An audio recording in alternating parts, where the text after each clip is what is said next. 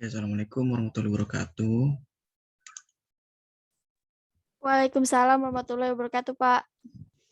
Selamat siang. Gimana Siang, Pak. kabarnya hari ini? Kenapa, Pak? Gimana kabarnya hari ini? Alhamdulillah baik, Pak. Bapak sendiri? Alhamdulillah. Ini baru berempat dong nih jadinya. Atau ada yang Iya, belum Pak. datang? Tadi Mungkin masih pada mau join Zoom kali, Pak. Oke. Mau langsung dimulai atau kita nunggu dulu?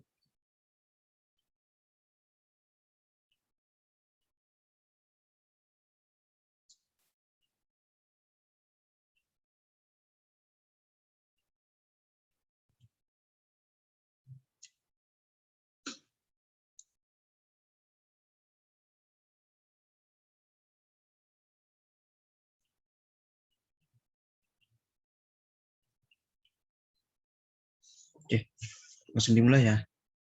Atau kita nunggu dulu? Gimana Mbak Firly? Ditunggu dulu aja kali ya, Pak. Sebentar lagi. Ya udah, kalau mau ditunggu nggak apa-apa. Oke, tugasnya gimana? Sulit atau susah atau bingung? Tugasnya. Gimana Mbak Firly, Mbak Intan, Mbak Kamalia, Mbak Ulan? Tugasnya sulit atau gampang? Nggak sulit, nggak terlalu mudah juga sih, Pak. Sedang aja. Tapi lebih mudahan ini ya dibandingkan 2 semester sebelumnya. Iya, Karena kan Pak. hanya teorinya saja kan. Kita mulai aja kali ya sekalian ya, sambil berjalan aja, pelan-pelan. Pak, iya, Pak. Tadi Rehan baru ngabarin katanya dia nggak bisa masuk dulu. Oke, Karena lagi kurang enak badan. oke, siap. Ada lagi selain Mas Rehan? Nggak ada sih, Pak. Baru Rehan aja yang bilang. Siap. Oke, saya akan melanjutkan di pertemuan keempat, dan pastinya sekitar 3 minggu lagi ya, kita UTS. Berarti kalau di UTS itu berarti kan sekitar di pertengahan bulan November nanti. Seperti itu ya, benar ya? Oke, ke pertemuan tempat ini saya akan bahas tentang manajemen proyek dari sebuah perangkat lunak. Ya, manajemennya itu seperti apa aja sih? Oke. Nah, manajemen proyek itu adalah merupakan sebuah lapisan yang pertama dalam sebuah proses dari rekayasa perangkat lunak skala besar, atau bisa boleh dikatakan sebagai dasarnya. Nah, kenapa disebut sebagai lapisan pertama?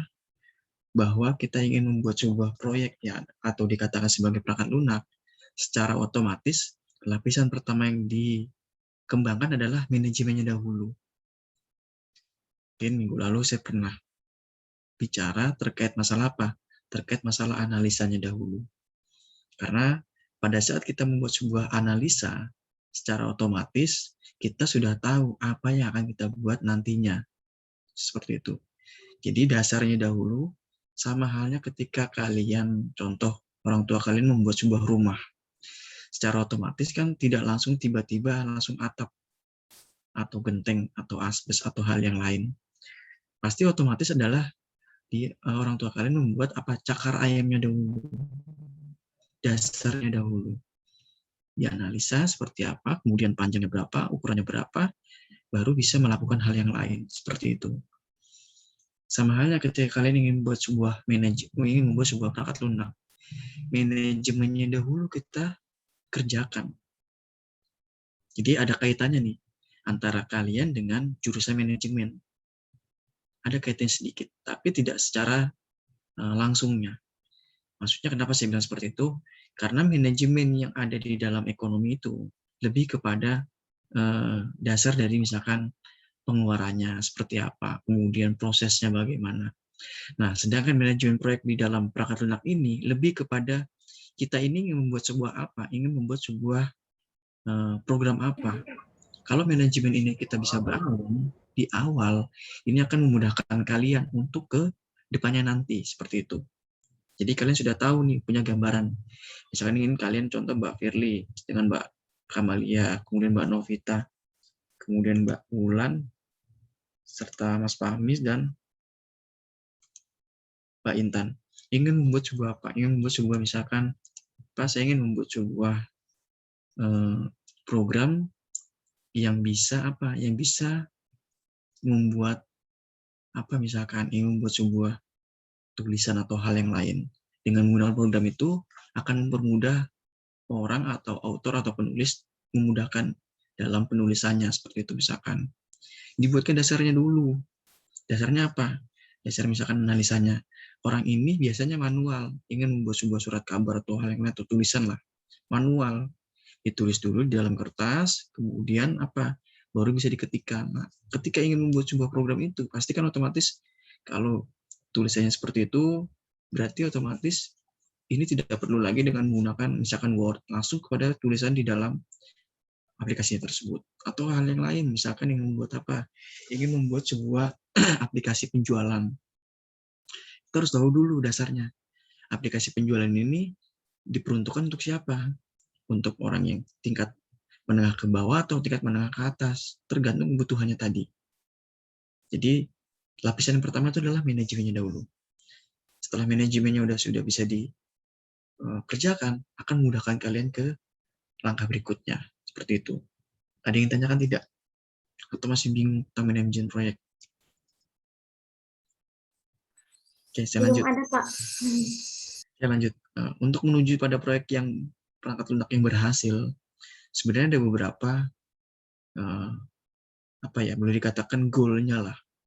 Ketika itu berhasil, ingin membuat sebuah perangkat lunak, secara otomatis berarti ada apa? Ada yang perlu dikerjakan dengan apa?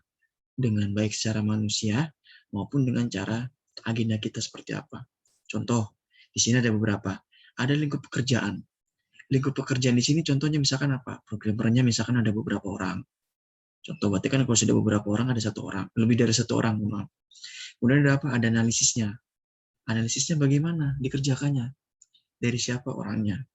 Terus ada apa lagi? Ada user atau user terakhirnya sebagai penggunanya. Contoh misalkan siapa? Berarti kan lingkup pekerjaan sudah jelas. Ketika kalian buat analisa, buat gambarnya seperti apa, kemudian prosesnya bagaimana, dikerjakan oleh programmer, kemudian diimplementasi, kemudian dites atau dicoba, sama siapa user tersebut berhasil.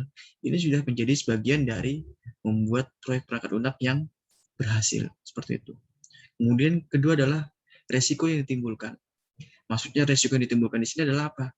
Misalkan contohnya, ketika membuat sebuah aplikasi, pasti kan kalian punya resikonya. Resikonya apa? Misalkan database-nya masih kurang besar database-nya. Resikonya berarti apa? Harus perbaiki.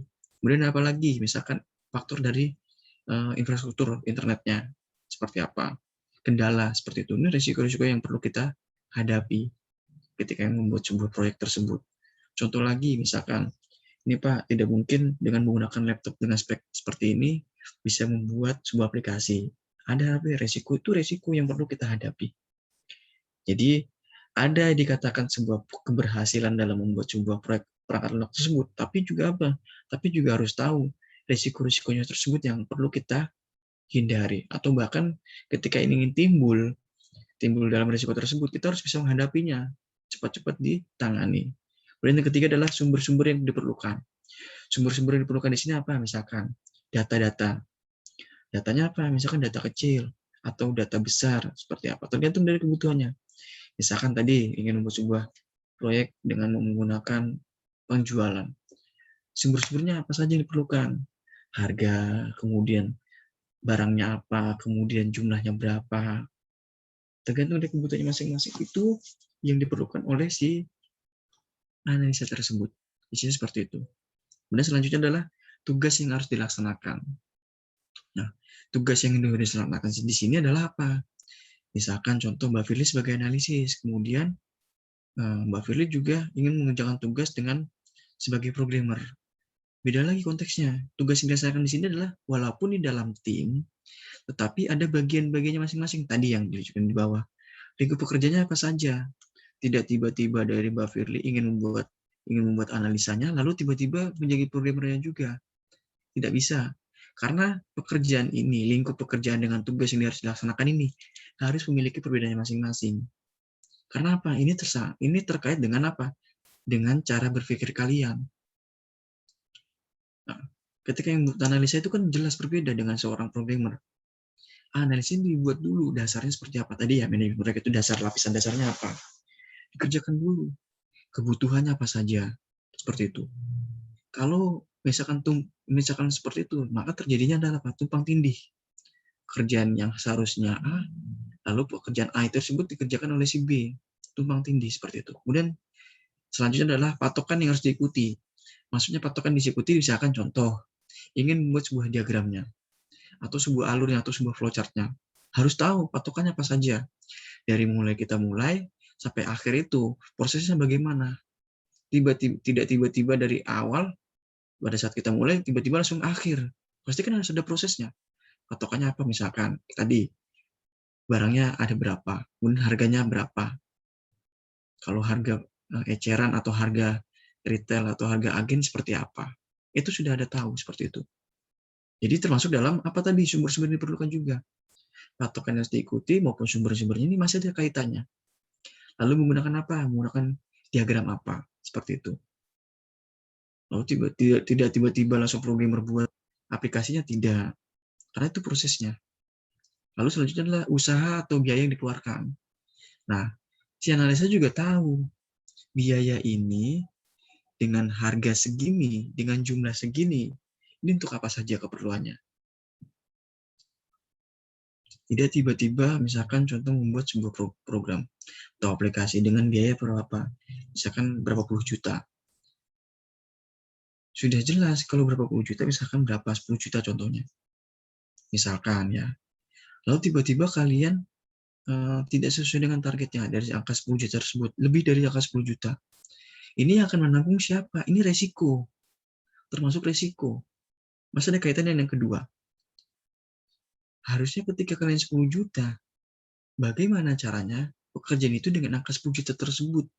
Tidak tiba-tiba kalian lebih dari angka misalkan 10 juta 100 perak, misalkan seperti itu. Itu kan risiko yang ditimbulkan oleh kalian. Harusnya dengan angka tersebut, ternyata apa? Ternyata malah lebih dari apa yang kita perkirakan. Jadi, ini pekerjanya orang-orang analis biasanya. Dia harus tahu biaya-biaya ini berapa. Dan dia juga tahu risiko ketika misalkan, contoh lebih dari uang yang sudah diberikan. Ini akan terjadi apa namanya? Berat.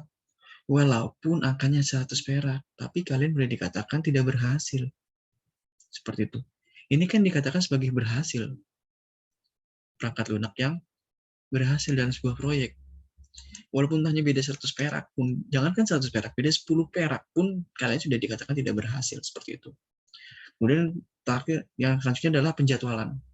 Penjadwalan di sini adalah apa? Dibuatkan agendanya. Agenda kegiatannya apa? Misalkan di bulan ini ingin membuat sebuah analisanya. Kemudian bulan berikutnya atau 2 minggu berikutnya ingin membuat sebuah diagramnya seperti apa. Kemudian selanjutnya baru ke programnya seperti apa. Ingin seperti apa. Nanti ketika sudah berhasil dalam jangka waktu misalkan 1 bulan sudah selesai. Ya, lalu dites, diimplementasikan. Siapa yang menggunakan? Ya, usernya tersebut, penggunanya tersebut. Jadi kalian sudah jelas. Hari pertama apa kalian kerjakan, berikutnya apa. Jadi sudah jelas. Tidak lagi kalian, wah Pak, jadwalnya minggu ini sepertinya hanya dianalisis saja Pak, sangat seperti itu. Ya tidak apa-apa, yang penting sudah jelas analisisnya apa saja, kebutuhannya apa saja. Jadi kalian juga harus punya penjadwalan yang detail seperti apa. Agenda kegiatan kalian juga harus tahu seperti apa. Jadi itu. Oke, ada yang tanyakan? Atau saya lanjut? Atau ada yang masih bingung? Oke, saya lanjut. Yang berikutnya adalah langkah awal yang dalam sebuah proyek manajemen. Ada apa saja? Kita estimasi dulu biayanya berapa. Kemudian pembagian tugasnya bagaimana. Lalu penjadwalannya seperti apa. Kita rencanakan dulu. Tidak, tadi kan di atas lebih condong kepada keberhasilannya. Ini pada slide ini lebih kepada apa? Pekerjaan awalnya dulu, rencananya apa saja. Satu, ya. Pastikan dulu tujuan dari dan ruang lingkupnya. Tujuannya untuk apa? Ruang lingkupnya misalkan untuk apa? Pada bagian apa? Seperti itu. Jadi jelas. Lalu selanjutnya adalah memperhatikan alternatif-alternatif solusi. Tadi, misalkan risiko itu sudah akan terjadi, misalkan. Kalian prediksi misalkan 3 hari sebelum implementasi ini selesai. Jadi kalian buru-buru. Alternatifnya apa? Punya solusi plan B, misalkan seperti apa. Pada saat sudah implementasi, biasanya akan menambah waktu lagi. Tapi ketika kalian ingin membuat ini ketika masih di awal, ini masih ada solusi-solusi lain yang akan bisa kalian kerjakan. Seperti itu. Jadi tidak tumbang tindih. Kalau kalian tumbang tindihnya pada saat di akhir, lalu kalian ingin memberikan sebuah alternatif atau solusi, ini akan sulit. Kenapa? Kalian harus mengulang lagi dari awal. Tidak kalian kerjakan di akhir, tapi kalian ulang lagi dari awal seperti apa. Lalu selanjutnya adalah identifikasi dahulu batasan teknik dan manajerialnya seperti apa. Tekniknya seperti apa, kemudian manajerialnya bagaimana. Manajerial di sini apa untuk tadi bagian tugasnya seperti apa, kemudian akan mengerjakan berapa lama dalam waktu pekerjaannya. Tekniknya apa saja tadi? Ya pengerjaan itu tadi tekniknya. Apakah yang menggunakan bahasa pemrograman ini A, B atau C? Itu kan. Nah, misalkan contoh tadi ya. Alternatif ini misalkan membuat sebuah program tersebut menggunakan PHP. Ternyata dalam PHP ada kesulitan. Plan B-nya apa? Menggunakan Java. Itu tergantung kebutuhannya tadi.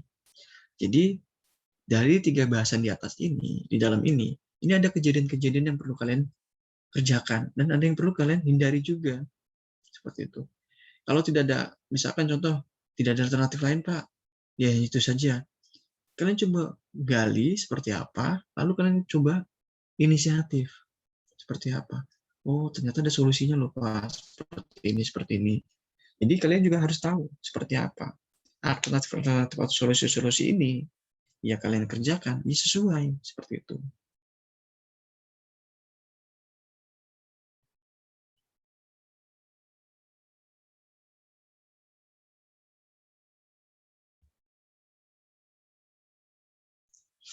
Oke, itu. Lalu selanjutnya adalah fokusnya kita di dalam manajemen proyek itu ada 4P. Ya. 4P itu apa saja? Ada people.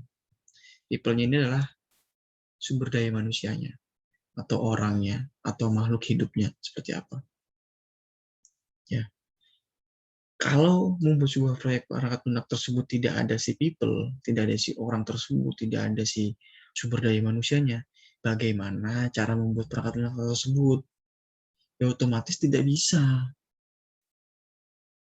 Seperti itu. Karena apa? Ini sebagai sentralnya atau utamanya. Orangnya dahulu. Lalu buat keduanya adalah produknya. Produknya di sini adalah apa yang telah dihasilkan. Jadi itu semua. Yang telah dihasilkan contohnya misalkan adalah apa? Misalkan saya telah berhasil Pak dalam membuat sebuah program dengan penjualan. Sudah ada produknya, berhasil, bisa digunakan. Prosesnya di sini apa? Tadi proses di awal, ataupun juga proses di akhir. Prosesnya di sini misalkan pada saat proses akhir digunakan oleh user, ada kejadian. Misalkan di bagian apa? Prosesnya perlu ada perubahan lagi. Seperti itu. Jadi itu saling berkaitan.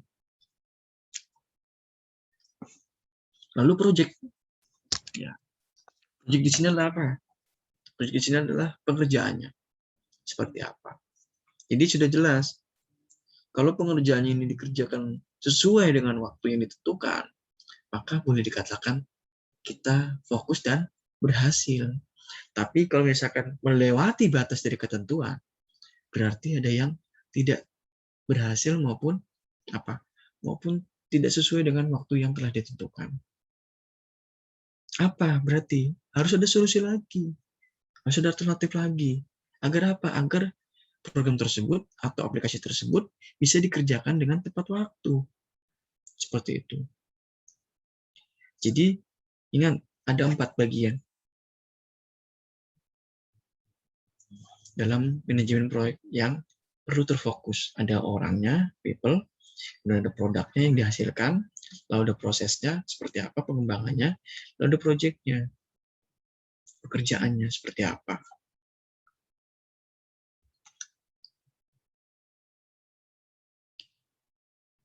Oke, ada yang tanyakan tidak? Silakan.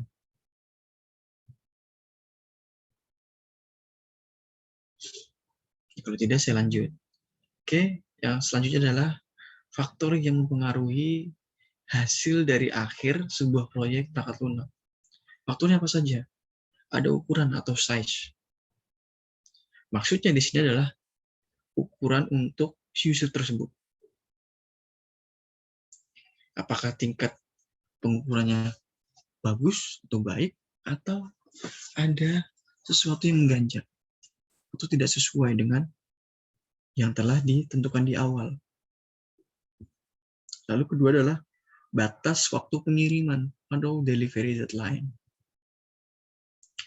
Sudah berhasil nih, ya kan, sebulan. Ternyata butuh waktu pengiriman dari aplikasi tersebut, butuh waktu misalkan beberapa hari. Ya kalau bisa, dalam waktu 30 hari itu sudah termasuk dalam waktu pengirimannya, seperti itu. Lalu selanjutnya adalah pembiayaan dan anggarannya, budget dan cost-nya. Tadi sudah jelaskan, pembiayanya butuh berapa, misalkan. Anggarannya apa saja yang diperlukan. Jadi pembiayaan tersebut lebih kepada angka realnya. Nah, sedang anggarannya apa saja yang dibutuhkan itu sudah jelas. Apa saja, mulai dari apa? Mulai dari laptop spesifikasinya apa, kemudian perlu apa, perlu pembandingnya apa. Tergantung kebutuhannya lagi tadi. Jadi ketika ingin membuat sebuah proyeknya tersebut, kita akan tahu seperti apa. Lalu selanjutnya, bidang aplikasinya atau aplikasi domainnya. Bidang aplikasi untuk apa nih? Misalkan kalian tadi bidang aplikasi dan penjualan. Ini kan hanya untuk sistem ekonomi atau orang ekonomi. Kenapa? Untuk penjualan ataupun untuk admin seperti itu. Tergantung kebutuhannya lagi. Lalu kemudian implementasi teknologinya. Kalau sudah bicara implementasi teknologinya, berarti teknologi yang sudah mutakhir atau modern seperti apa. Kalau misalkan masih jadul, berarti implementasinya belum berhasil dalam teknologinya seperti apa. Lalu batasan-batasan sistemnya atau sistem constraints-nya. Namanya sistem berarti memiliki batasan. Tidak bisa lebih dari yang misalkan usernya perlu seperti ini. Sedangkan kontrak awalnya pada saat pengerjaan itu tidak perlu penambahan menu atau hal yang lain dalam aplikasi tersebut, dalam sistem tersebut. Itu akan menjadi kendala juga di kalian. Lalu selanjutnya adalah kebutuhan pengguna atau user requirement. Si pengguna ini membutuhkan untuk apa saja, ya kan? Kebutuhan juga harus tahu si user. Dan tiba-tiba si user ini atau pengguna ini mau, tapi tidak sesuai dengan yang di awal. Sudah salah kaprah. Berarti ada kejadian yang perlu diperbaiki di awal. Kemudian sumber daya yang tersedia atau available resource. Namanya sumber daya yang tersedia ini memanfaatkan. Kalau misalkan programmernya satu, kemudian analisnya satu, berarti satu, dia dimaksimalkan dengan jumlah 3 orang tersebut. Kalau misalkan contoh 10 orang, ternyata ada yang dari 10 orang ini hanya beberapa orang saja yang mengerjakan. Berarti apa? Sumber dayanya tidak tersedia dengan baik. Jumlahnya banyak, tapi yang mengerjakan hanya itu dan itu dan itu saja. Salah, seperti itu. Contoh, misalkan kalian membuat sebuah tugas program. Ternyata dari 4-5 orang tersebut yang mengerjakan hanya 3 atau 2 orang. Yang duanya hanya sebagai ikut nama. Ya, ada saja seperti itu. Berarti kan mau tidak mau, sumber dayanya tidak berhasil. Tidak tersedia dengan baik berarti. Kalau sudah tersedia dengan baik, berarti memaksimalkan yang ada. Seperti itu. Saya tidak menyindir kalian loh ya, maaf. Itu pasti karena apa? Karena saya juga pernah merasakan seperti itu. Jadi jumlah yang banyak, tapi yang mengerjakan hanya itu, dan itu saja. Itu pasti. Karena apa? Tidak bisa dipungkiri. baik kalian sebagai mahasiswa maupun saya sebagai dosen pasti juga seperti itu, atau maupun sebagai saya bekerja ada juga seperti itu. Tuh.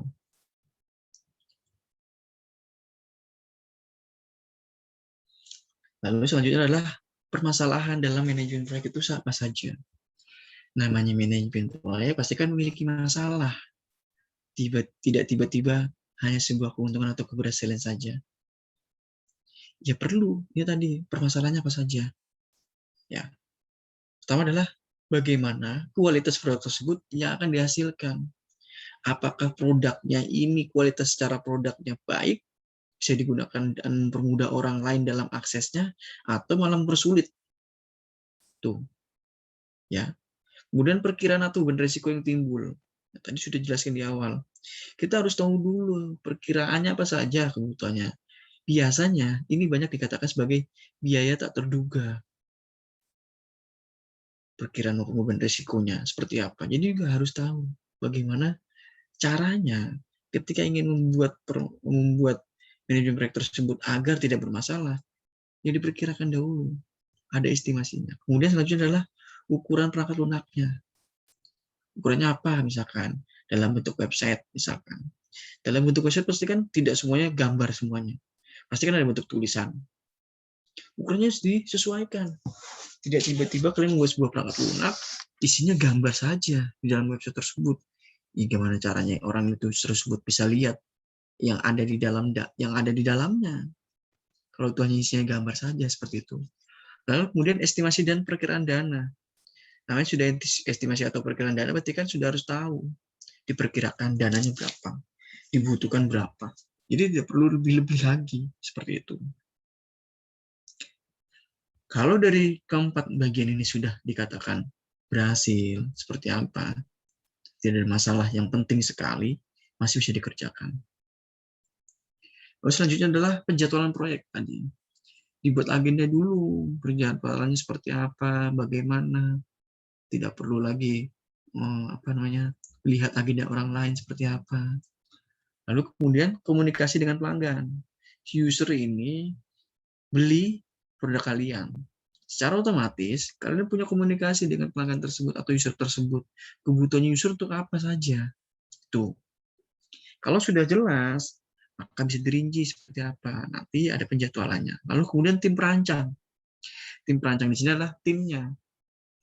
Baik dari sisi apa? Dari sisi analisnya, kemudian dari sisi programnya, kemudian dari sisi implementasinya seperti apa. Jadi juga harus tahu. Jadi timnya tersebut juga harus solid. Seperti apa? Tidak tiba-tiba timnya tersebut pada saat sudah akhir atau pertengahan mundur. Berarti ada masalah apa dengan timnya tersebut. Lalu sumber daya yang lainnya. Sumber daya yang lain di sini ada sebagai supportnya saja. Ya, yang terpentingnya dalam utamanya adalah kalian sebagai tim tersebut, tim perancang tersebut. Lalu ada proses monitoring proyeknya. Maksudnya di sini proses monitoring adalah step by step-nya sudah diketahui. Kesalahannya di mana, perlu diperbaiki hari itu juga, atau lain waktu. Jadi tidak tiba-tiba kalian mengerjakan ini, proses monitoring ini di akhir. Biasanya proses monitoring itu di setiap bagian-bagian yang perlu dimonitoring, atau pada saat contoh ada kesalahan dalam penginputan data. Dimonitoring, kesalahan ini perlu diperbaikan, seperti itu. Jadi sudah jelas seperti itu.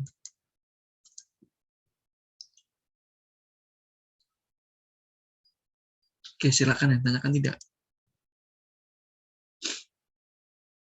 Sebelum saya lanjut ke materi berikutnya. Silakan.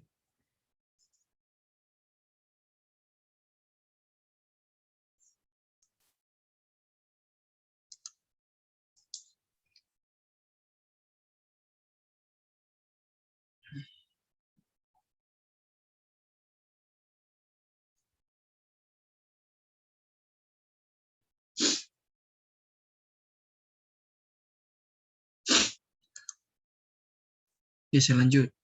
Ada pertanyaan tidak?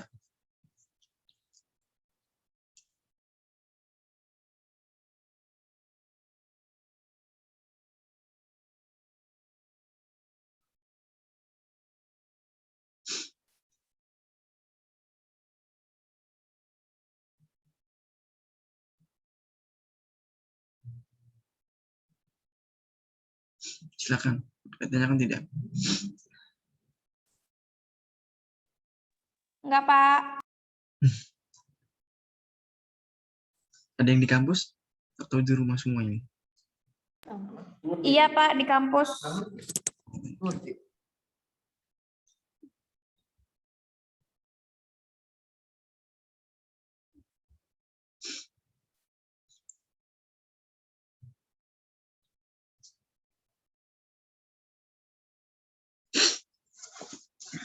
Oke, tidak ada, saya lanjutkan.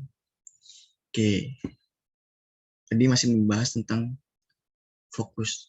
Fokusnya di sini adalah apa? Fokus di sini bukan dalam artian kita harus minum 1 brand air mineral, bukan. Fokus di sini adalah pengerjaan apa yang kita fokuskan ke dalam perangkat lunak tersebut. Karena apa? Kalau kita ingin membuat sebuah program, ingin membuat sebuah perangkat lunak, kalau tidak bisa fokus kepada satu titik tersebut, ini akan kesulitan. Seperti itu. Ya, contoh misalkan dari kalian nih sebagai mahasiswa, ketika kalian misalkan contoh ada tugas, secara otomatis tugas yang satu dulu baru dikerjakan, diselesaikan, dikerjakan dan diselesaikan. Tidak tiba-tiba kalian mengerjakan tugas yang lain. Yang ini belum diselesaikan, belum dikerjakan, loncatnya ke yang lain. Berarti apa? Berarti belum bisa fokus kepada satu titik tersebut. Sama halnya ketika kalian ingin membuat sebuah program, harus fokus dahulu. Karena apa? Itu bagian penting. Nah, di sini kan dijelaskan, rekayasa dari perangkat lunak tersebut lebih fokus kepada praktik pengembangan perangkat lunak dan mengirimkan perangkat lunak tersebut yang bermanfaat kepada si user atau customer maupun pelanggan. Kalau kalian belum bisa fokus kepada praktek pengembangan, sama dalam tugas tadi, contohnya, ini akan kesulitan. Contoh, misalkan, kalian nih sudah janjian dengan teman kalian di satu titik, misalkan di mana? Di taman, misalkan contoh. Tiba-tiba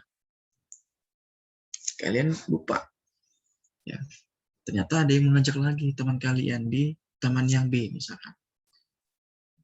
Berarti kan kalian belum bisa fokus. Oh, maaf ya, misalkan contoh. Saya belum bisa ke taman yang B karena ada sesuatu yang perlu dikerjakan di taman A, misalkan seperti itu. Dari situ saja kan kalian sudah bisa dikatakan, oh ini sudah fokus. Tapi kalau kalian dua-duanya diambil, contoh seperti itu, taman A, tiba-tiba janjian jam 10, taman B juga jam 10 pagi misalkan. Nah kok, delalah, tiba-tiba taman yang A sudah nungguin nih teman kalian, nih kemana temennya, kok nggak datang-datang. Ternyata kalian lupa, seperti itu. Kalian datang ke taman B, teman kalian sudah nunggu setengah hari, seharian, atau bahkan seharian, ternyata apa? Kalian malah melupakan teman kalian yang A tersebut. Berarti belum bisa fokus, seperti itu. Contoh lagi, misalkan, ya, nah kalau misalkan seperti ini, nah, contoh lagi misalkan kalian kuliah, mata kuliahnya misalkan dasar-dasar pengembangan perangkat lunak. Ternyata kalian juga ada mata kuliah lain di jam yang sama, misalkan seperti itu contohnya. Ini pasti tidak akan kejadian sih seharusnya. Tiba-tiba kalian masuk ke kelas yang berbeda, tapi sama-sama membahas tentang perangkat lunak, misalkan seperti itu. Harusnya diajarkan oleh saya, ternyata yang selanjutnya adalah diajarkan oleh dosen yang B, misalkan seperti itu. Nah, itu ada permasalahan, berarti kalian berusaha fokus dengan satu titik tersebut, dengan kejadian atau masalah tersebut. Nah, begitu pun dengan praktek. Dalam praktek pengembangan perangkat lunak, kalian juga harus tahu fokusnya awalnya adalah apa. Ya, tadi apa? Misalkan analisa dahulu. Dianalisa dahulu seperti apa prosesnya. Dikerjakan dahulu seperti apa. Kalau sudah jelas baru ke tahap berikutnya seperti itu.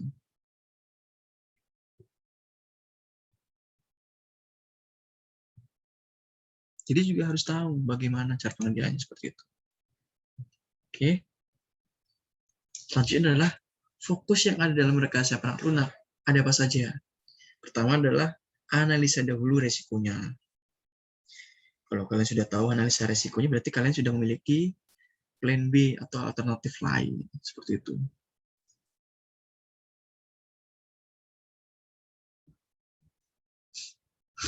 Ya, jadi kalian sudah tahu analisa dahulu resikonya bagaimana.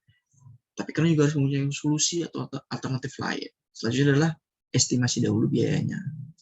Masih berkutat dengan seperti ini.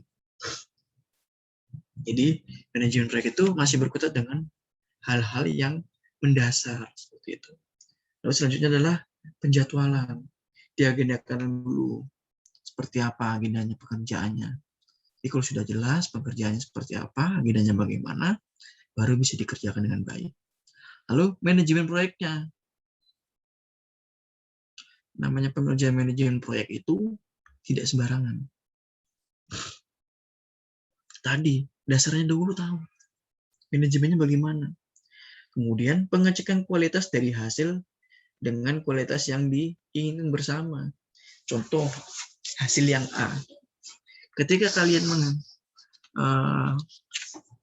mengirimkan atau apapun dengan hasil yang pertama tersebut, ternyata tidak sesuai dengan hasil kualitas dari yang diinginkan oleh bersama.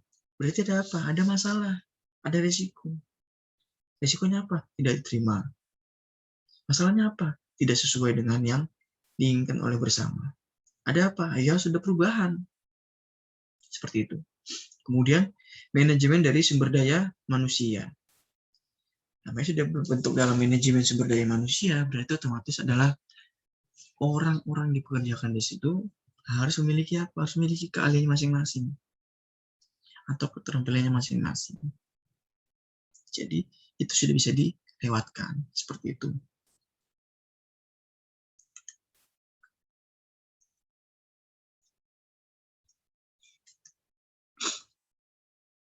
Oke. Bisa ditanyakan? Silakan. Mungkin ditanyakan. Atau bahkan sudah yang bingung, silakan.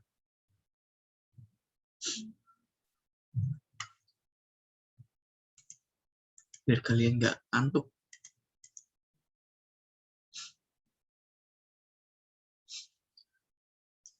Oke, kalau tidak ada saya lanjut. Selanjutnya adalah pengukuran perangkat lunak tersebut. Tidak hanya suhu kalian diukur, seperti itu. Tetapi si perangkat lunak tersebut juga diukur. Ukur apa? Ukur apa dalam apa? Dalam hal pengembangan. Dalam hal prosesnya bagaimana. Pengukurannya jelas. Berarti kalau sudah pengukuran berarti ada monitoringnya. Seperti itu. Nah, pengukuran perangkat lunak dan satuan ukuran akan membantu apa? Dalam membantu ketika dalam proses dalam pengembangan tersebut. Dan apa? Dan akan menghasilkan produk yang baik atau sendiri. Diukur kemampuannya perangkat lunak ini hanya sebatas untuk beberapa orang saja, misalkan penggunaannya. Tidak bisa lebih dari 10 orang, misalkan seperti itu. Tergantung apa? Tergantung kebutuhannya tadi. Jelas jadinya seperti apa. Jadi kita bisa tahu seperti apa. Nah, selanjutnya adalah pengukuran ini dibagi menjadi 2 bagian. Ada pengukuran yang bentuknya secara langsung dan ada dalam pengukuran dalam bentuk tidak langsung. Jadi tahu ya, kalau langsung itu seperti apa. Kalau langsung lebih kepada biaya dan usaha yang diaplikasikan. Tadi, misalnya menyangkut deretan kode programnya, lalu kecepatan eksekusinya, kemudian ukuran memorinya, berarti kan spesifikasinya ya yang dibutuhkan, dan cacat pada produk yang dilaporkan pada sejumlah periode waktu. Kalau sudah mengalami laporan dalam sejumlah periode waktu, berarti secara otomatis itu dimonitoring. Seperti itu. Jadi apabila terjadi cacat tersebut pada saat sebelum akhir, masih bisa diperbaiki.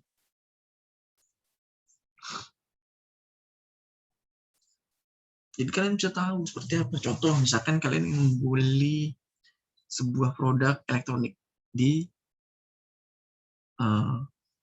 toko online, misalkan seperti itu. Pasti kan secara otomatis nih, sebelum cacat produk ini terjadi, dia sudah tahu. Ini ditesnya pada saat apa? Pada saat setelah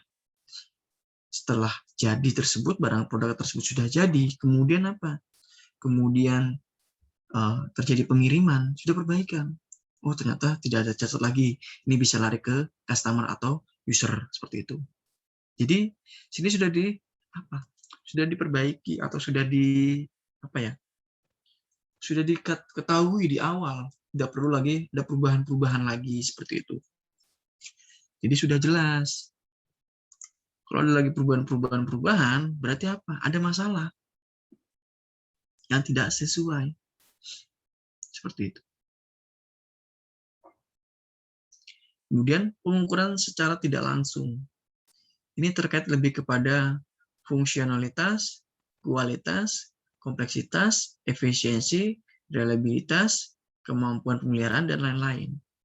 Fungsionalitas adalah fungsinya tersebut. Tadi kan sudah jelaskan, tujuannya untuk apa? Kalau program ini tidak ada tujuan dalam pengembangannya, ya tidak lagi dalam masuk apa? Tidak masuk dalam fungsionalnya tadi. Kemudian kualitas. Si perangkat lunak ini memiliki apa? Memiliki kualitasnya bagaimana? Tingkat A, tingkat B, atau tingkat C? Atau bahkan tidak sama sekali, seperti itu. Kompleksitas, lebih kepada lingkup yang hanya itu saja. Cara apa? Yaitu tadi. Sudah kompleks, sudah bagus, sudah baik, bisa dikirimkan dengan apa? Dengan ke user tadi. Efisiensi secara waktu misalkan. Contoh, dikerjakan dalam waktu sebulan, sudah berhasil, kurang dari sebulan berhasil. Tapi kalau sudah lebih dari sebulan, berarti apa? Tidak berhasil. Nah, kemudian reliabilitas. Lalu kemudian kemampuan pemeliharaan. Di sini adalah maintenance-nya. Yang bagian maintenance akan apa? Karena ini yang secara tidak langsung bertemu dengan customer. Ketika ada kejadian, misalkan, seperti itu. Ini maintenance-nya tidak baik nih, seperti itu. Perlu perbaikan yang lebih. Berarti apa? Ada masalah. Kalau kemampuan pemeliharaan ini dengan budget tadi, biaya estimasinya murah, tidak ada bermasalah. Tapi kalau sudah biayanya mahal, ini akan jadi masalah atau jadi beban kalian sebagai seorang programmer maupun sebagai seorang analisa tadi. Seperti itu. Jadi juga harus tahu kalian.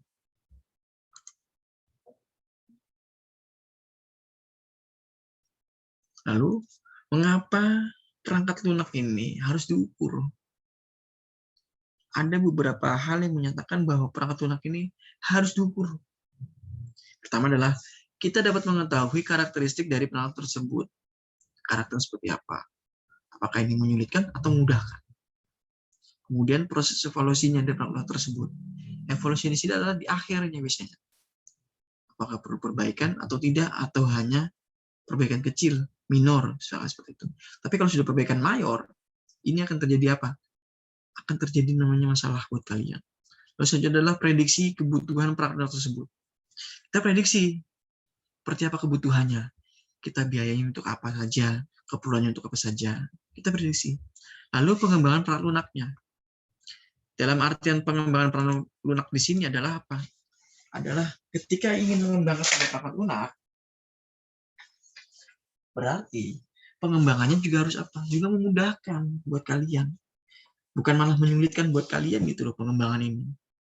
Berarti kalau pengembangan ini menyulitkan kalian, berarti ada masalah. Itu ya.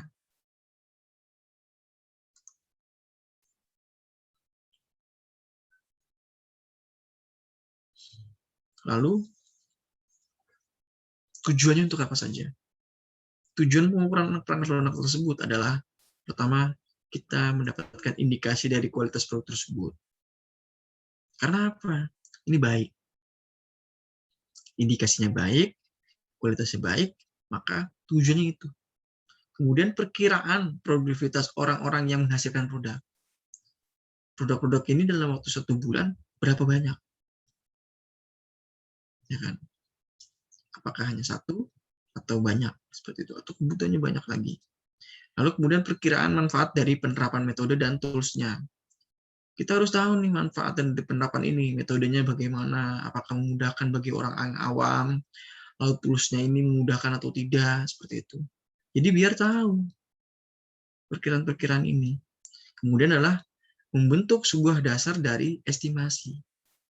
Estimasi di sini adalah tadi apa? Analisanya tadi. Baik secara langsung maupun tidak langsung. Seperti itu. Lalu menegaskan atau justify dari permintaan tools baru dan pelatihannya. Kalau sudah melakukan permintaan dengan tools yang baru, berarti otomatis ada namanya upgrade dari ilmu tersebut atau up to date. Lalu apa? Pelatihannya. Ya perlu pasti pelatihan. Kenapa? Karena permintaan tools baru ini ada memiliki perbedaannya masing-masing dalam program tersebut. Jadi biar tahu, ketika ada pelatihan, kalian tidak datang, kalian tidak tahu pengukuran perangkat lunak ini apakah sudah berhasil atau belum. Seperti itu. Nah, lalu kualitasnya. Kualitas dari pengukuran perangkat lunak ini, apakah memiliki pengukuran yang baik? Ya. Pertama adalah correctness atau ketetapan. Ketetapan di sini adalah apa? Sesuai dengan waktu. Ya. Berapa lama pengerjaan tersebut. Lalu maintainability atau pemeliharaan, maintenance-nya. Kalau sudah maintenance, memudahkan, tidak menyulitkan, ya berarti kalian sudah berhasil. Lalu integrity atau integritasnya. Kemudian usability atau kegunaannya. Kegunaan di sini adalah apa? Kita jual barang ini seperti apa? Kegunaannya bagaimana? Kita juga harus tahu. Kegunaan ini untuk orang lain apakah akan berhasil atau tidak, seperti itu. Jadi kita akan tahu seperti apa secara kualitasnya tadi. Kalau dari 4 rangkaian ini, 4 rangkaian tersebut ini berhasil, berarti kualitasnya dari pengukuran perangkat tersebut baik. Seperti itu. Tidak ada perubahan, seperti itu. Oke, ada yang tanyakan tidak? Silakan. Jika ada yang tanyakan.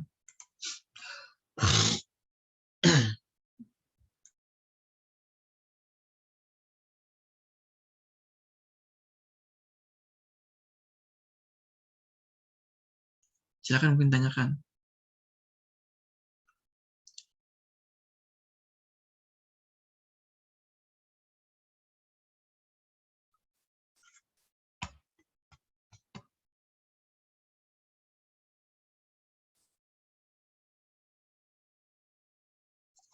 Tidak ada, Pak. Selain Pak Intan, mungkin yang tanya, silakan. Tidak ada, Pak. Oke. Bisa sambil ngecek ya, ngecek email kalian. Karena belum sempat ngecek.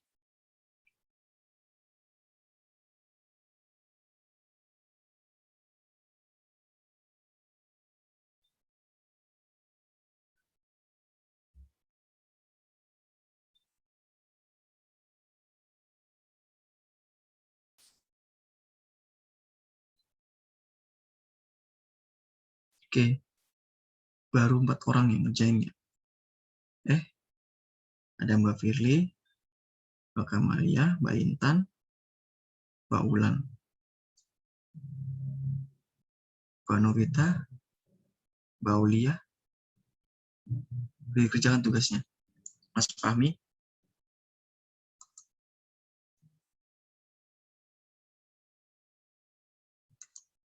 atau lupa.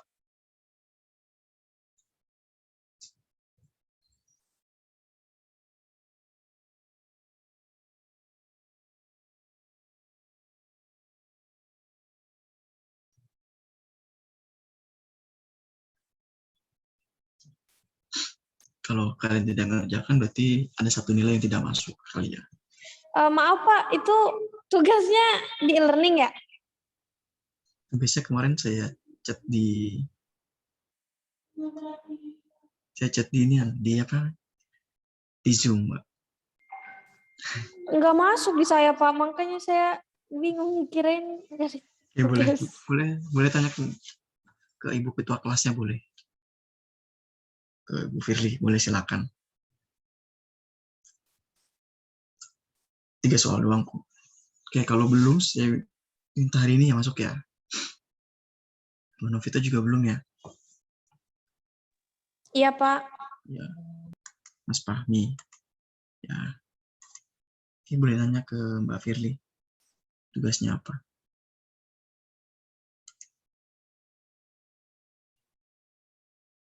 Oke. Itu saya lanjut ya. Lalu ada namanya analisis resiko. Tadi kan sudah saya bahas. Sedikit aja analisis resiko. Nah, analisis resiko di sini adalah serangkaian langkah untuk menyiasati sebuah risiko.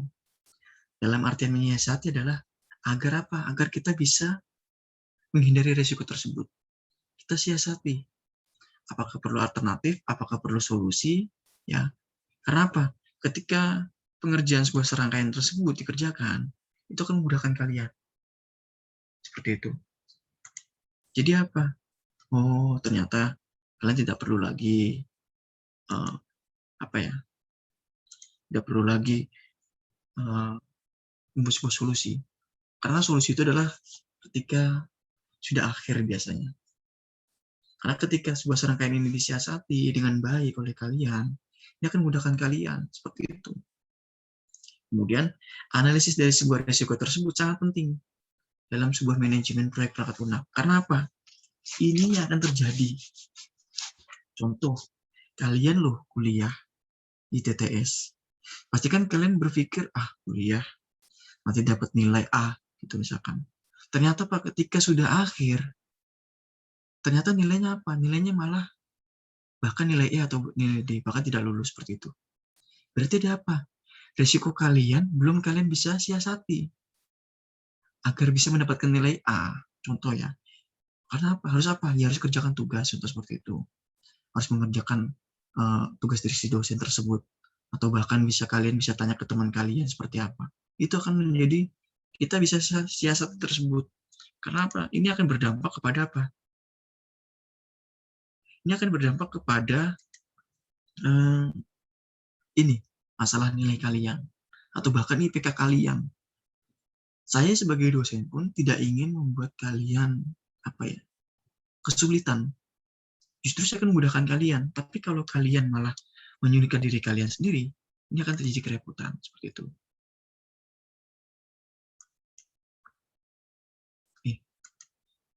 Mbak Aulia nggak bisa lihat ya? Ini untuk TST, Mbak. Bisa kok. Nggak ada, Pak. Di chat nggak ada? Nggak ada, Pak. Tadi barusan Mbak Intan ngirim nih, kalau nggak salah jam 10.53. Coba dilihat lagi, Mbak. Di download. Iya, nggak ada, Pak. Mungkin nggak tahu lah, Pak. Tapi udah chat ke grup WA, minta kirim di WA doang. Oh, ya udah. Oke. Kalau ada masalah nanti boleh tanyakan. Ya, lanjut ya. Nah, ketika membuat sebuah analisis risiko tersebut, berarti kalian sudah memiliki alternatif atau solusi lain. Jadi tidak tiba ujuk-ujuk kalian ini lupa tidak ada risikonya dalam membuat sebuah perangkat lunak. Malah apa? Oh, ini malah keberhasilan saja, Pak. Pasti. Contoh ya, ini saya lakukan ketika saya kuliah. Pada saat kuliah semester 4 dan 5. Kesalahannya apa? Ketika saya mengikuti BM, contoh, saat seperti itu, organisasi mahasiswa. Kesalahannya apa? Pasti ada kesalahan. Kita tidak masuk, misalkan contoh ada kegiatan kampus. Nah, siasatinya seperti apa? Contoh misalkan minta tugas tambahan dari si dosen. Ini inisiatif kita, contoh seperti itu. Pak, biar saya bisa lulus, walaupun saya tidak bisa masuk ke kelas. Kita siasati tersebut. Begitupun juga dengan perangkat lunak. Nah, si perangkat lunak ini juga tidak tiba-tiba si perangkat lunak, walaupun namanya perangkat lunak, ya kan? Tidak tiba-tiba ini lunak, tidak. Seperti itu. Pasti punya resikonya. Walaupun ini lunak, resikonya lebih tinggi dibandingkan dengan perangkat keras. Kalau perangkat keras masih bisa kita beli. Seperti itu. Misalkan contoh, CPU-nya rusak, kita bisa ganti dengan spesifikasi yang lama. Tapi kalau sudah perangkat lunak, berarti harus apa? Harus mengulang lagi. Seperti itu. Jadi rangkaian-rangkaian ini yang akan kalian temukan atau bahkan kalian kerjakan, bahkan seperti itu. Kalau saya berpikir. Nah, risiko-risiko inilah yang perlu kita hindari sebenarnya. Tapi tidak mungkin kita hindari 100% seperti itu. Tidak. Karena apa? Pasti akan terjadi namanya perbaikan. Seperti itu.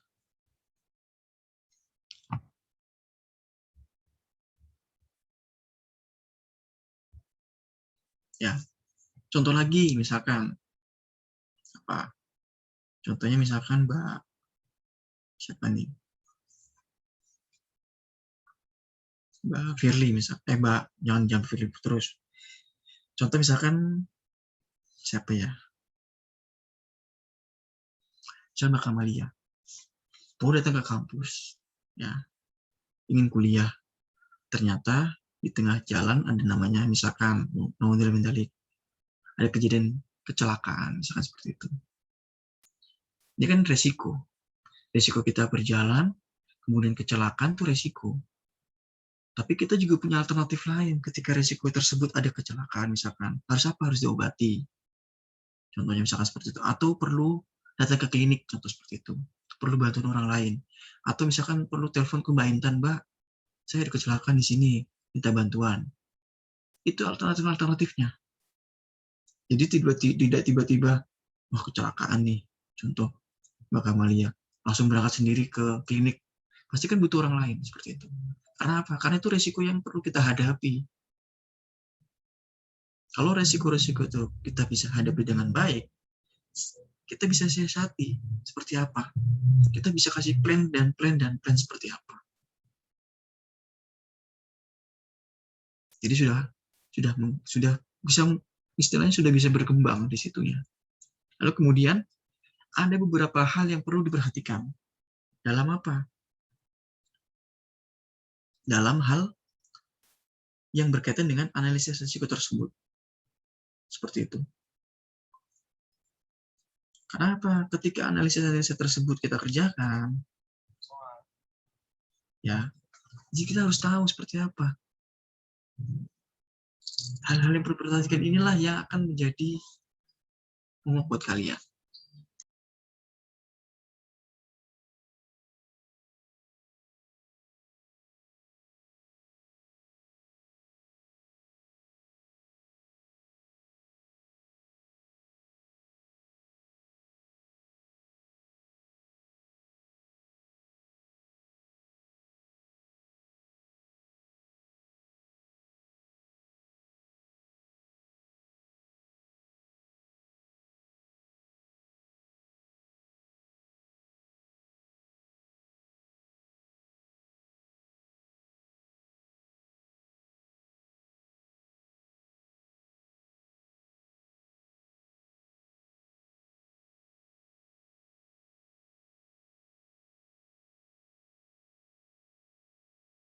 Oke.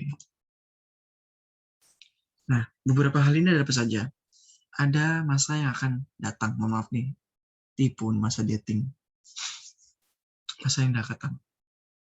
Jadi, masa yang akan datang ini, kita sudah tahu risikonya apa. Kemudian perubahannya apakah mendasar atau lebih menyeluruh, seperti itu. Kemudian pilihan, atau multiple choice. Kita bisa tahu pilihannya apa saja. Pilihan di sini artinya apa? Dalam artian plan-nya. Kita milih A, ternyata A tidak berhasil. Kita coba di B.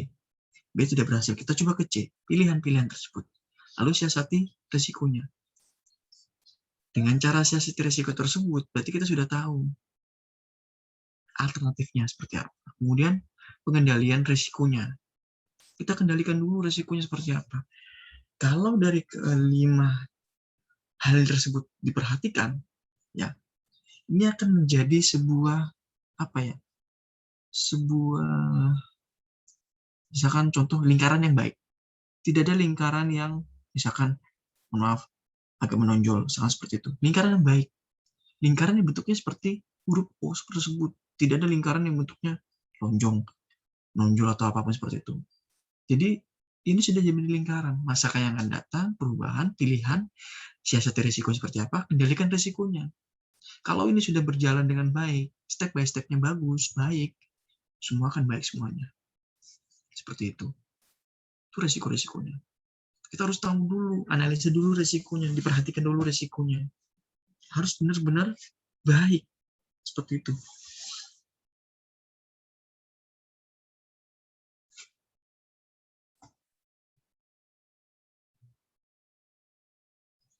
Lalu kemudian kita estimasi. Ya, Pahamlah kalau estimasi pasti masalah biaya, masalah uang, masalah cuan. Tapi juga harus tahu, jangan tiba-tiba kalian, saya dapat income nih Pak, income-nya besar loh Pak. Tapi kalian tidak tahu estimasinya untuk apa saja. Seperti itu. Namanya ketika buat estimasi, pasti kan kita sudah memiliki perkiraan. Contohnya saja misalkan perkiraan cuaca. Ya kan? Hari ini misalkan hujan, ternyata tidak hujan. Itu kan perkiraan. Walaupun meleset. Seperti itu. Begitu pun dengan kalian, estimasi kalian misalkan, Pak, tenang Pak, estimasinya baik nih Pak. Ternyata meleset, berkurang, atau bahkan menambah dari estimasi tersebut. Wah, berarti ada apa? Ada resiko yang kalian timbulkan dari hal tersebut. Seperti itu.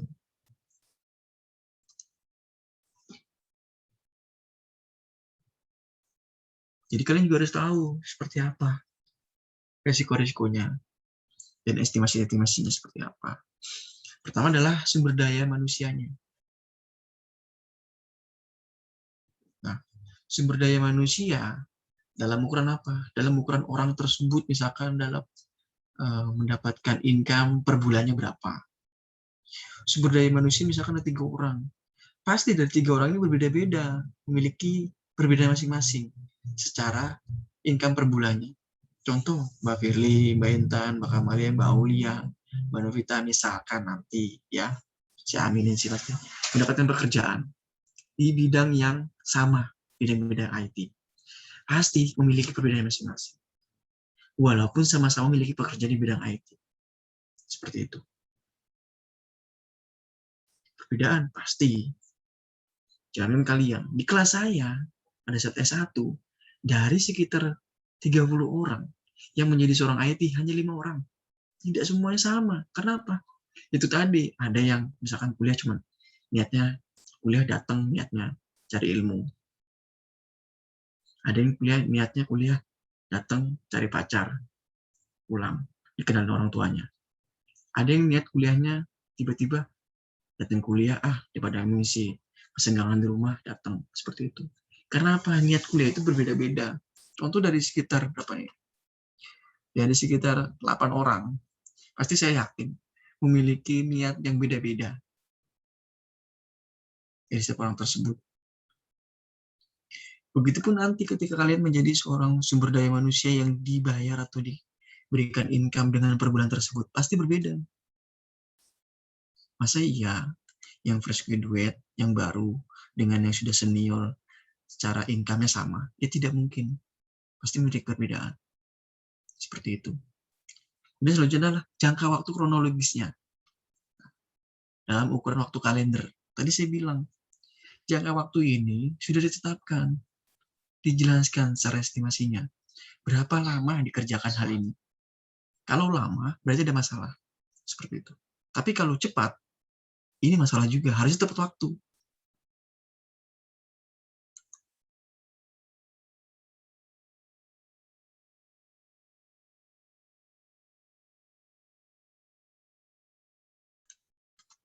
Seperti itu.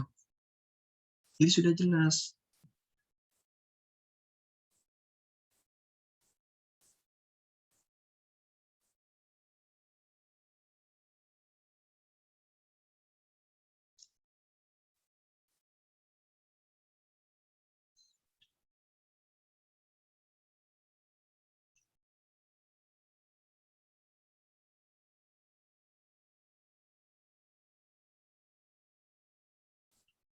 Seperti itu.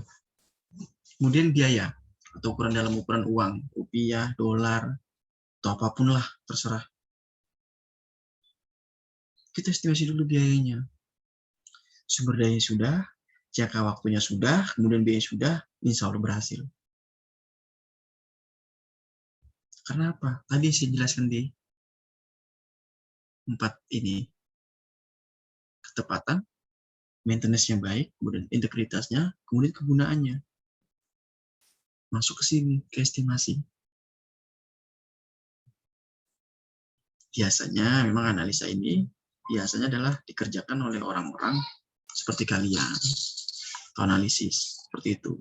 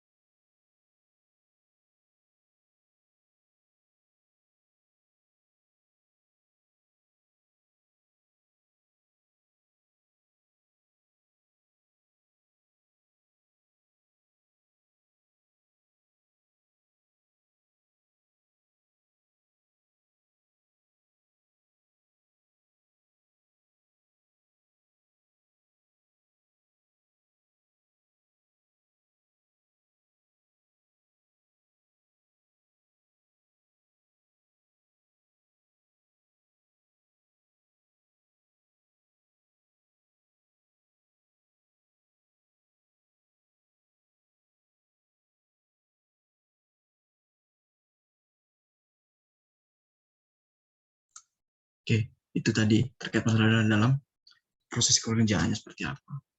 Jadi kita bisa tahu seperti apa. Jadi tiba-tiba kalian punya estimasi waktu, estimasi sumber daya, kemudian estimasi biaya. Ternyata apa? Ternyata ada kejadian kekeliruan seperti itu. Jadi hindari seperti itu. Hal-hal yang tidak perlu kita hindari. Oke, silakan mungkin tanyakan, silakan.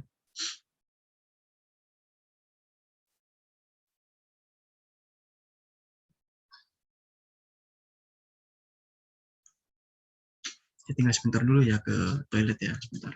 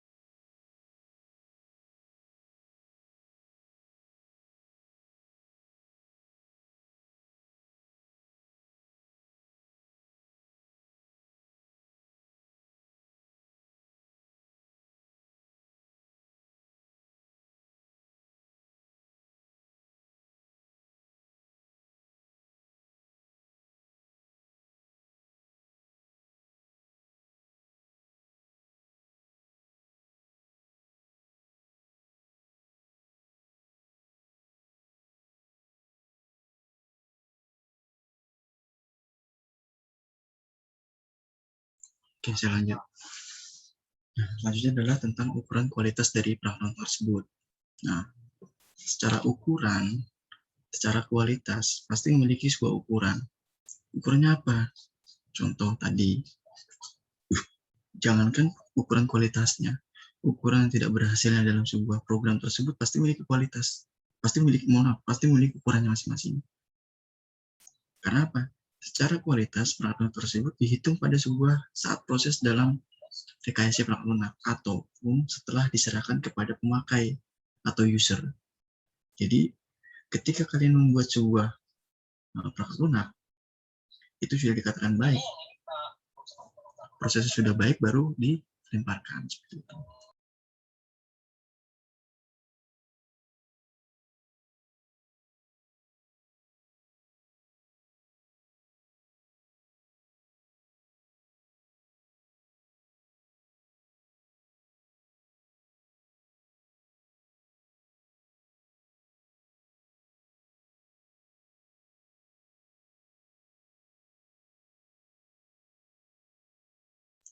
Nah, ketika kalian membuat sebuah perangkat lunak, ini contohnya sebagai manajemen proyek tadi ya. Kalian membuat sebuah perangkat lunak, kemudian oleh kalian pada saat diserahkan kepada si pemakai tersebut. Contoh misalkan ketika si pemakai ada terjadi masalah maintenance-nya, seperti apa? Berarti otomatis kan secara tidak langsung maintenance ini bisa diperbaiki seharusnya di awal, seperti itu. Tidak lagi bicara masalah kalian kerjakan ini setelah apa nanti, misalkan seperti itu.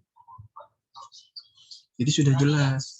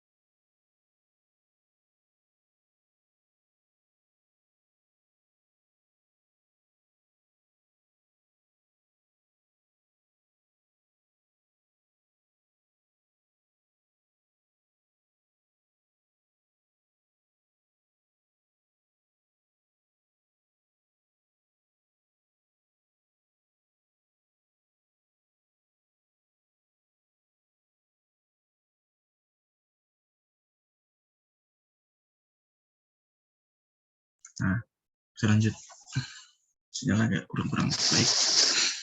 Nah, secara ukuran tersebut pasti memiliki, misalkan contoh, ketika kalian menyerahkan ini kepada si pemakai, ternyata ada masalah. Berarti kan secara otomatis di awal tersebut harus punya ukuran kualitasnya seperti apa. Jika kalian sedang menyerahkan tersebut, prosesnya pasti panjang. Perlu inventasi, perlu tes, balik lagi kepada awal lagi seperti apa, kemudian baru diserahkan secara betul-betul seperti itu. Jadi proses ini yang perlu dikerjakan dengan baik.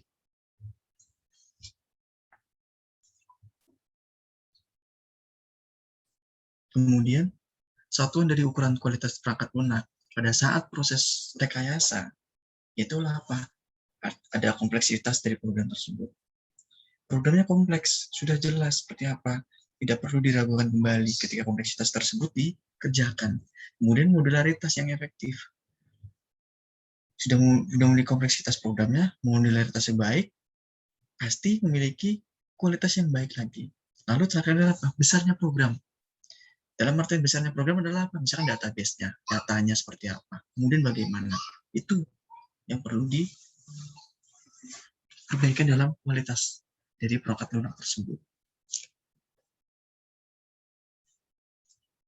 Jadi, kalau kalian pada saat mengerjakan seperti hal ini, ya pasti harus lebih baik.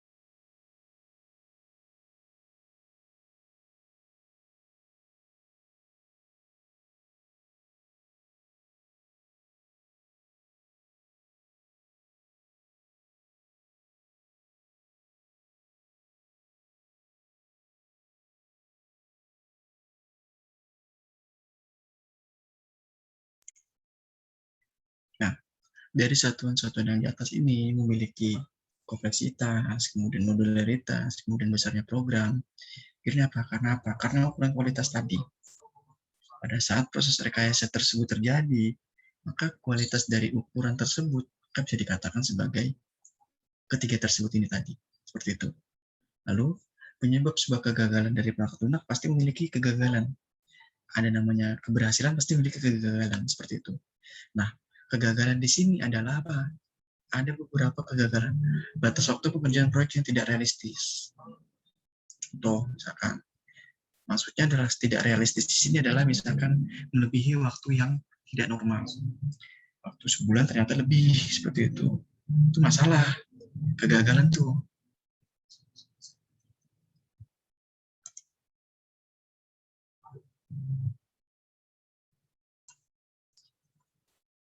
Coy.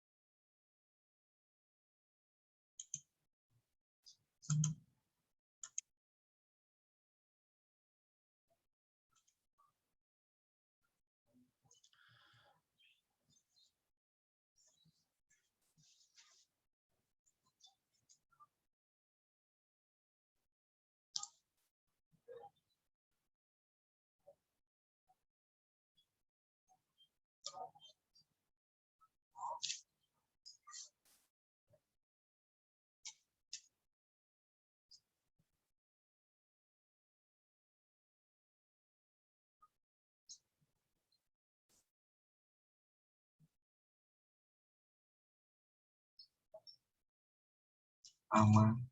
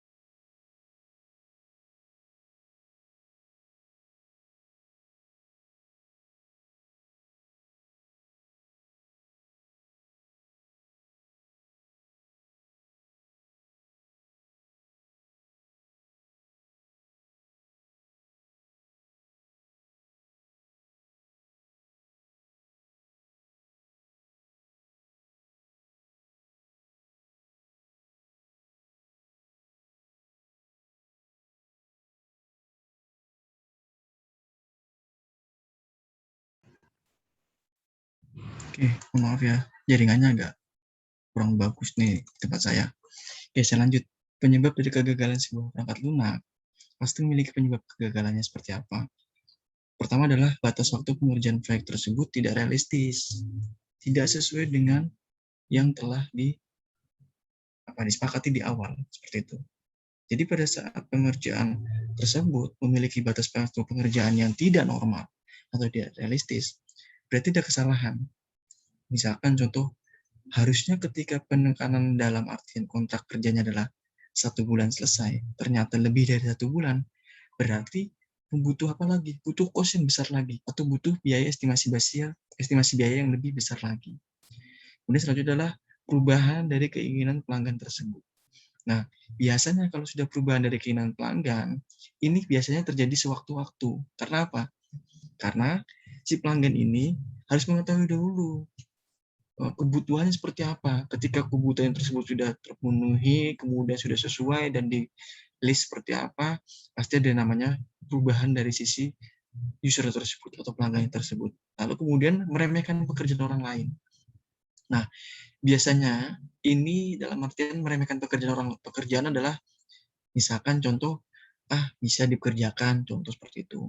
Bisa dikerjakan tanpa harus melalui tim, bisa dikerjakan sendiri atau masing-masing seperti itu. Tidak, karena ketika membuat sebuah perangkat lunak biasanya adalah pengerjaan secara tim, tidak lagi pengerjaan secara individual seperti itu. Kemudian selanjutnya adalah munculnya resiko yang dapat diperkirakan dan resiko yang di luar dari perkiraan. Nah, biasanya kalau resiko yang didapat dari yang dapat diperkirakan, kita sudah tahu seperti apa. Tapi kalau resiko yang sudah di luar perkiraan kita, biasanya muncul tidak sesuai yang kita inginkan, bisa seperti itu. Itu akan terjadi dengan diri kalian misalnya. Jadi ini akan terjadi dengan secara tidak langsung, biasanya seperti itu. Nah, lalu selanjutnya adalah kesulitan secara teknis.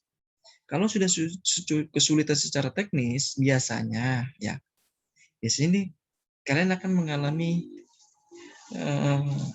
teknis itu biasanya kebuntuan, kesulitan secara teknis. Karena apa? Kita butuh orang atau butuh siapapun itu untuk apa pengerjaannya secara baik, bisa seperti itu.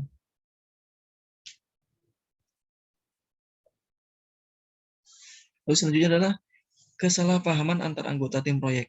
Nah, ini pasti akan terjadi. Baik dari misalkan dari manajer proyeknya, kemudian supervisor proyeknya, yang akan terjadi kesalahpahaman ini. Karena apa? Jangankan antar anggota, ketika atasan dengan bawahan pasti memiliki kesalahan. Ada juga seperti itu. Ketika anggota tim proyek sudah menyerahkan kesalahan, contoh tadi, karena apa? Karena faktor meremehkan tadi di atas. Meremehkan pekerjaan orang lain. Gampang seperti itu. Dengan menjalankan seperti itu, dia tidak perlu butuh orang lain seperti itu. Kesalahpahaman tadi, ketika bicara kesalahpahaman, berarti ada kesalahan. Nah, lalu terakhir adalah kesalahan dalam manajemen proyek. Nah, kalau sudah bicara kesalahan dalam manajemen proyek, kalau kesalahan dalam manajemen proyek, berarti otomatis apa? Kesalahan dalam manajemen proyek adalah kesalahan pada saat dasar sebelum kalian mengerjakan manajemen proyek tersebut. Ini bagian-bagian dari penyebab kegagalan-kegagalan dalam perangkat lunak. Ya, ini pasti akan terjadi dengan kalian, tapi perlu kita hindari secara pelan-pelan, seperti itu.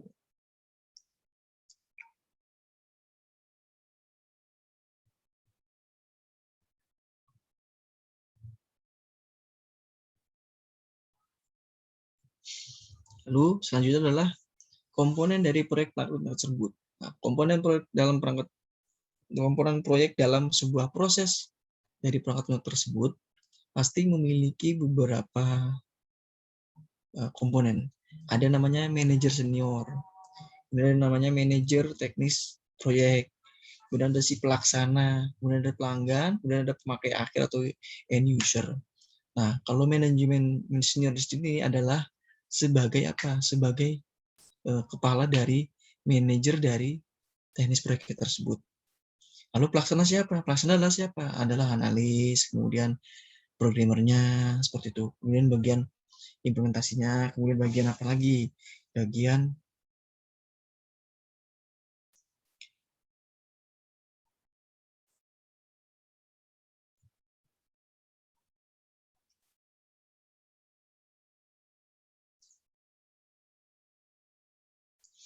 bagian pelaksana misalkan implementasi, kemudian maintenance-nya, atau seperti apa, testingnya.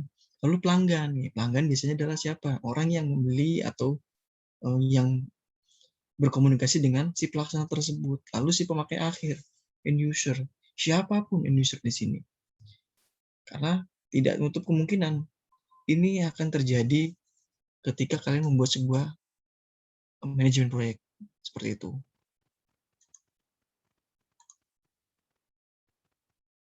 Oke. Lalu selanjutnya adalah faktor yang menjadi pertimbangan dalam menyeleksi tim pelaksana proyek apa saja. Faktornya pasti ada saja. Ada tingkat kesulitan dari masalah yang dikerjakan. Lalu, kemudian ukuran program yang dihasilkan dan yang terkait dengan jumlah fungsi yang telah digunakan. Maksudnya di sini adalah program yang dihasilkan di awal, ini akan berkaitan dengan jumlah fungsi yang akan kita gunakan nantinya. Seperti itu. Jadi, ada salah satu atau bahkan bisa lebih yang perlu disesuaikan. Seperti itu. Lalu, terakhir adalah waktu yang dibutuhkan oleh tim untuk bekerja secara bersama-sama. Bisa bilang, kalau sudah bicara tim, berarti otomatis bekerja secara bersama-sama. Tidak lagi bekerja secara individual. Seperti itu. Selanjutnya adalah tingkatan di mana masalah dapat dimodularisasi atau dibuat dalam bentuk modul. Dalam bentuk tulisan, kemudian dalam bentuk buku, seperti apa. Dimodularisasi. Ini sudah jelas bahwa tingkatan ini akan terjadi masalah seperti ini. Disesuaikan seperti itu. Lalu kemudian kualitas yang diperlukan serta keandalan dari sistem yang telah dibangun. Nah, kualitasnya diperlukan. Kenapa? Diperlukan juga, kemudian kehandalan sistemnya juga diperlukan. Ketika ini bagian terpenting, kualitas maupun kehandalan sistem. Kalau ini sudah terpenting, berarti apa? Berarti terjadi sinkronisasi pada saat pembuatan sebuah manajemen proyek tersebut terjadi. Lalu selanjutnya adalah kepastian tanggal penyampaian ke pelanggan. Kapan perlu diselesaikan? Harus jelas. Kalau sudah terjadi kepastian tanggal penyampaian kepada pelanggan ini, berarti sudah terjadi komunikasi di awal maupun di pertengahan. Tinggal penyelesaian saja, seperti apa. Lalu terakhir adalah memiliki kemampuan sosialisasi atau komunikasi yang dibutuhkan dalam proyek. Nah, kemampuan sosialisasi atau komunikasi yang dibutuhkan dalam proyek adalah misalkan apa? Antar anggota harus baik. Tadi kan kegagalan tadi kan termasuk dalam kesalahpahaman dengan anggota yang lain seperti itu. Nah, di sini dalam faktor pertimbangan dalam menyeleksi tim pelaksana ini harus sesuai. Kemampuan sosialisasi komunikasi yang dibutuhkan dalam proyek itu sesuai. Bukan bekerja secara individual seperti itu.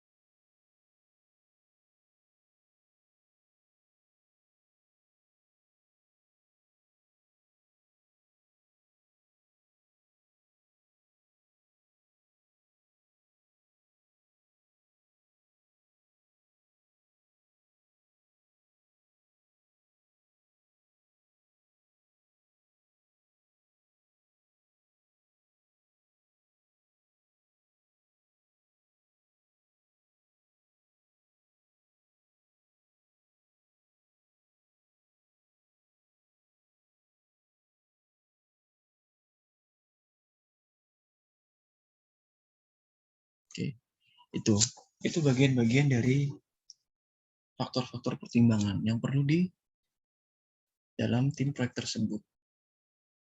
Nah, sampai di sini yang ditanyakan tidak? Silakan. Saya tanyakan. Mohon maaf nih, sinyalnya agak jelek nih hari ini. Saya kayak off terakhir.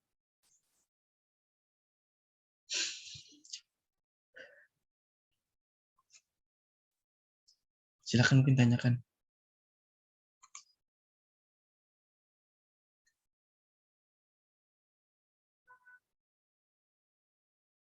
Mbak Aulia out ya?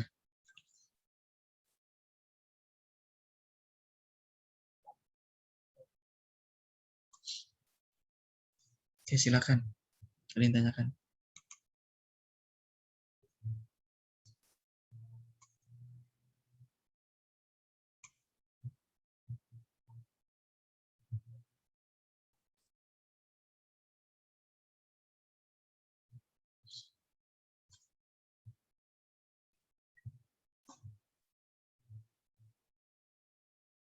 Kalau tidak, saya akan buat sebuah kesimpulan.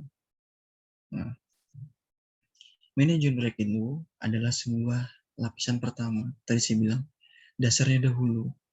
Dalam sebuah manajemen proyek, kalau sudah memiliki dasarnya, dalam sebuah proses perangkat lunak yang lebih besar, akan memudahkan. Seperti itu.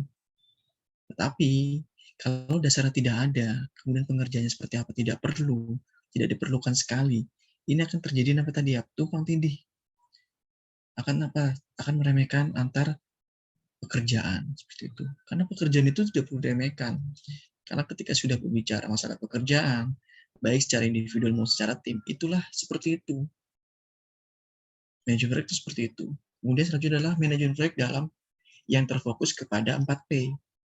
Ada people, ada orangnya, kemudian ada produknya, seperti apa yang dihasilkan, kemudian prosesnya bagaimana, yang perlu dikerjakan, lalu proyeknya, hasil dari pekerjaan tersebut.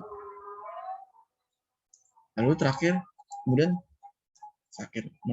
rekayasa dari perangkat tersebut lebih fokus kepada praktik pengembangan dan mengirimkan perangkat lunak tersebut kepada apa? Kepada si pelanggan tersebut.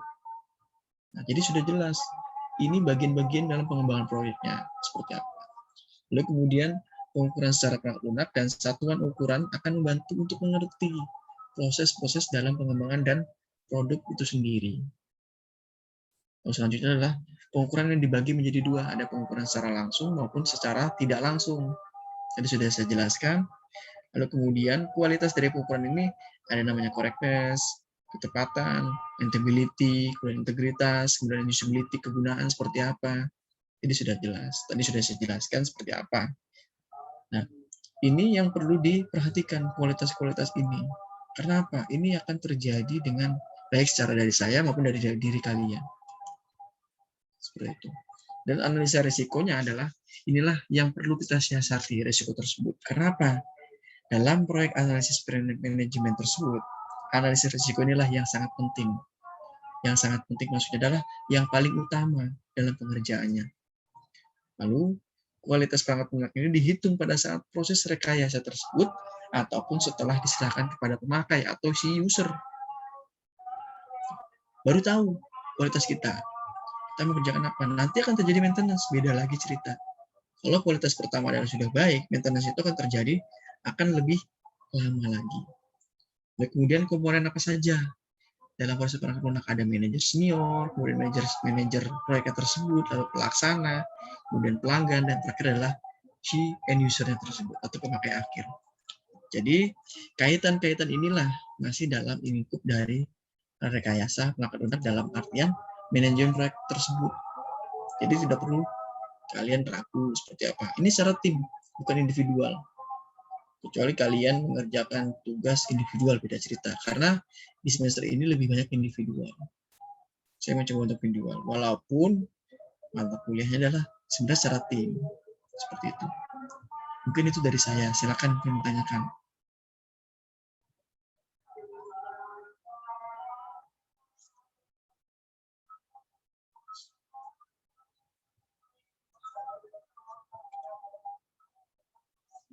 Oke, Mbak Novita, Mbak Aulia tadi, Mas Fahmi, sama Mas Rehan. Saya udah ya Pak, tadi Oke, udah permisi ngirim ke terima kasih. email. Ini Aulia Pak, numpang di Novita soalnya tadi keluar Zoom-nya. Oh, boleh dikirim ke saya. Sama Ya, infokan Pak, ke udah. Mas Rehan ya, diinfokan. Ya Pak. Oke, silakan mungkin tanyakan. Kalau masih ada yang bingung, boleh tanyakan. Tapi kalau nggak bingung, karena slide-nya sudah ada, lurus-lurus saja. Karena teori, saya lurus, nggak mau belok-belok. Udah ada di e-learning untuk teorinya.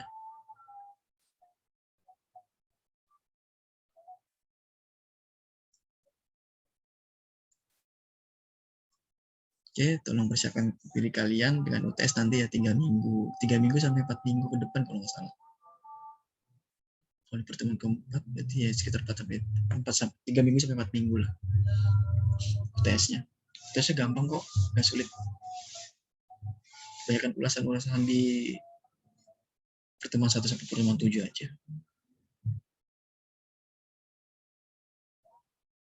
Silakan. Kalau tidak ada ya diakhiri. Gimana? Setuju nggak?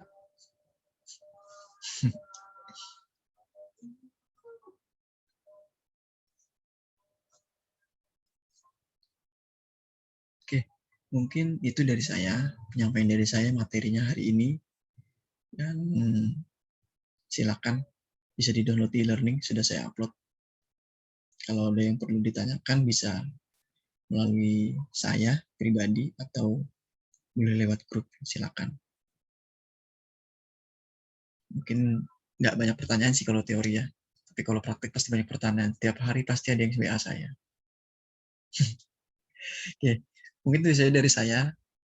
Oke, apabila ada kata-kata yang salah dari saya mohon maaf yang sebesar-besarnya. Oke, selamat siang, selamat beraktivitas kembali.